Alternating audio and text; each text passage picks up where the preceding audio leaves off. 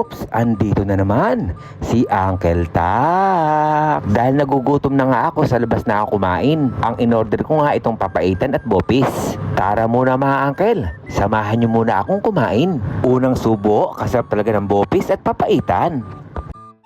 Dito nga pala ako kumain sa Alpay. Halos tapatan nga lang yan na Weston dito sa Satwa. Kaya sa mga kababayan ko rito, tara na, subukan nyo rito, mura na. At nasa kalidad yung lasa, kaya kalasa. Tapos hihigo pa tayo ng mainit na sabaw. Kasarap. At shoutout pala sa mga OFW na katulad ko saan man sa mundo. Ingat po tayo palagi.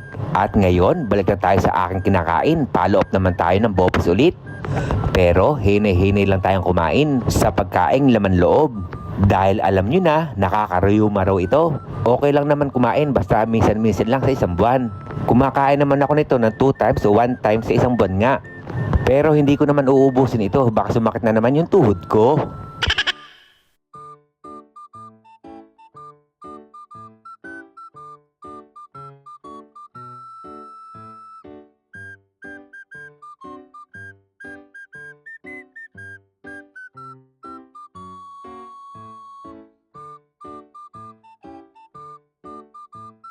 So paano mga uncle, hanggang dito na lang. Ito po yung Uncle Tax.